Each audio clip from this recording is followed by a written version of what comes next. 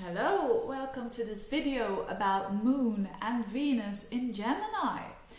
This is a series and now it is Gemini that I'm going to talk about. But first of all, the intention is to know a little bit more about the Moon sign and Venus sign.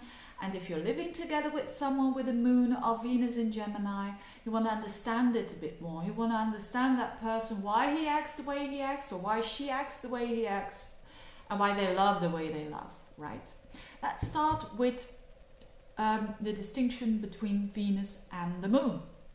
Very, very simple. Venus is about our feelings and is about what we love, what we're attracted to, and also how other people will get attracted by us. It's about what we like, not only when it considers persons, but also the style, the furniture, a painting, what kind of style do we like. That's very much about Venus. And the Moon is all about our emotions and especially how we react upon a situation or how we are going to react when something happens. So that's the distinction between Venus and the Moon. Now let's start with Venus. Venus in Gemini. What does it mean? What kind of person is that? Having a Venus in Gemini? Well, first of all, that Venus is very much ruled by Mercury, the thinking. So there are people who are very witty, who are very funny, who have a sense of humor because they are also very interested in a lot of subjects. So also in a lot of people, and they never go very deep, but they go they go from here to there, and they jump from one subject to another subject, and they need this in love, especially in love, because Venus is in Gemini. They really need the stimulation in the relationship. The mind has to be stimulated. The conversation is very important for Venus in Gemini, but light conversation, not the deepest conversation with Venus is in Scorpio. I have a friend who's got Venus in Gemini, and when we talk, it's very, she knows of everything just a tiny little bit, but everything she knows. Oh yes, I've heard that, or I know about that. But once I want to go deeper, it's very difficult, then I just lose her. Then that's the distinction when you are together with someone who has a Venus in Gemini and you are very much about like Scorpio, or you want to dig deeper into stuff, then it can be a bit challenging when you live together with someone who's got a Venus or a Moon in Gemini, who's very playful, and lightness is very important. So they're not quite focused, and that can be difficult for them too, because their energy is very much scattered, and that can cause a bit moody and a bit irritable, but nothing to worry about, I think. It's a double sign, so it really goes from left to right at the same time, so it's not always easy to pin them down. So it's not always easy, it's not a Venus in Taurus, which is very reliable, very stable. They're quite, they can have a kind of a nervousness around them because they're so energetic and so, how do I say, funny, humorous, light. They are very entertaining too. They can be very entertaining, and they are attracted to people who are clever, who are communicative, and of course that's how they are themselves. They are quite clever. They are quite they know a lot of stuff. It's just like that. They are very curious, and they need that in a relationship, that they love to travel, they love to be everywhere, they love learning things. They're very curious and they're very busy lives mostly, and so if you're someone with a lot of Taurus in your horoscope, you can find it quite difficult to be living with someone who's so energetic.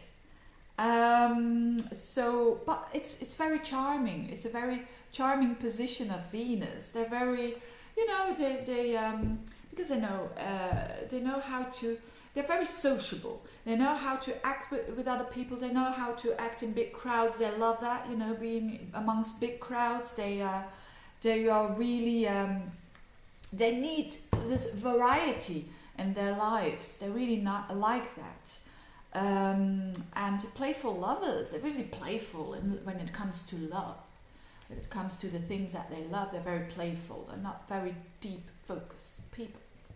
Now, what about Moon in Gemini? So Moon is how we react upon things, is how we are going to overcome crises, how we are acting in an emotional way. Well, the Moon is ruled by Mercury, so they're going to rationalize. They're not going to analyze, because that's more of the Virgo Moon, but they're going to think a lot about their relationship. They're going to think about it, they're going to try to rationalize it, talk about it, but again in a light way, not in a deep way. So the emotions, they not always go very, very deep, but they're able to understand a lot of different emotions. They're kind of detached, and that's why when crises happen, they walk over it quite quickly, because they react quite quickly when it comes to emotions, very quickly up and very quickly down, so quite moody, but very always on the move. So when it comes to their relationships, their long-term relationships, they really need to have freshness in a relationship. Very, very important to talk in a relationship. So they are very much in their minds, very easily bored in a relationship. So when you're living together with the Moon in Gemini, make sure that you probably will have an affinity when it comes to Gemini, when you're living together with someone for quite some time. It means that you can get along, because moon signs are very, very important when it comes to long-term relationships, to get along with each other. If you get along well with each other, mostly you have a good relationship between the two moons, or an affinity.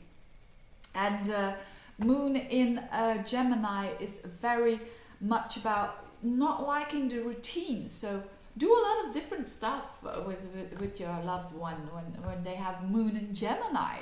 And because they really need it, they can't help it. They really need to. They're not the ones to sit in front of the television with a nice glass of wine. They can do that once, but not every. They need really to get out of the routine, to do some exciting stuff, because the grass is always greener.